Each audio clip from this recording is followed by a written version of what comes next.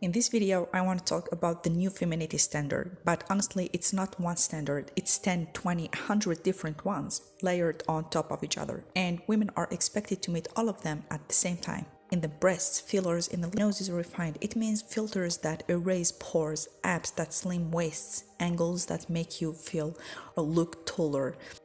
You're supposed to be independent but not too intimidating. You are supposed to be strong but soft. And now, flawless and soft doesn't just mean good skin or nice makeup. It means Botox at 20, plastic surgery, thinner, smoother. The wild part is that all of this isn't sold as pressure anymore. It's sold as empowerment. What used to be imposed is now marketed as a choice. Scroll through social media for 5 minutes and you'll see it. The ideal woman keeps changing. One moment she's hyper productive, waking up at 5 a.m., building businesses, journaling, glowing. Hours later, she's embracing the soft life, breasting, romanticizing simplicity, rejecting hustle cultures, and in between, she's expected to look like a reality star or influencer, surgically perfected and eternally youthful. And you're supposed to embody all of it at the same time. And the result is total exhaustion, because no matter what you choose, it feels like you're doing something wrong.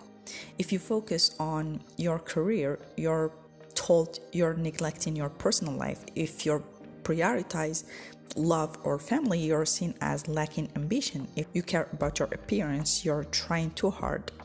If you don't, you are letting yourself go. There's always contradiction waiting. And for younger girls, the pressure starts early. They're not just navigating school or friendships, they're navigating an identity crisis before they even know who they are. They're learning that femininity isn't something you discover, it's something you perform, and performances need an audience. Likes, comments, validation, these become the silent judges, the invisible scoreboard of am I enough? But the problem with constantly performing, you lose track of who you are when no one is watching. Because when femininity becomes a checklist, be this, look like this, act like this, act like this, it stops being personal. It becomes external and conditional. And that's the real issue with these new standards. They're not just high, they're conflicting. And they demand perfection in every direction. You can't fully exist. You can only optimize, and optimization all the time is exhausting. But here's the thing, not every standard deserves to be met, and not every expectation deserves your energy, and above all, not every version of femininity is yours to carry, because femininity, real femininity, isn't a trend cycle. It's not defined by algorithms or aesthetics or labels. It's something quieter and something external, something that doesn't need constant validation or to exist and be felt. The problem is we've been taught to look outward for something that can only be defined inward. We've been trained to ask, how should I be? Instead of, who am I really? And those are two different questions. The first one leads to pressure, the second one leads to freedom. But freedom is uncomfortable because it means there is no script or approval. And I think that's why so many women still feel trapped between versions of themselves, because they've been given too many without being told they're allowed to choose none of them.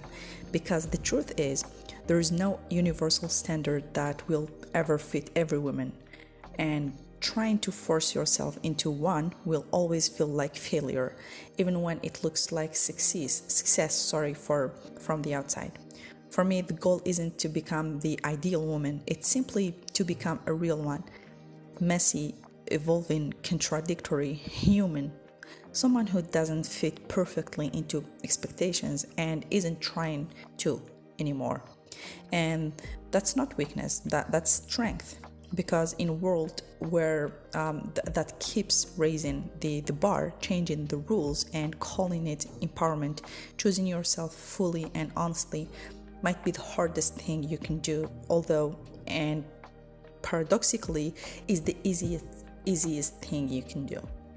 Thanks a lot for watching this video.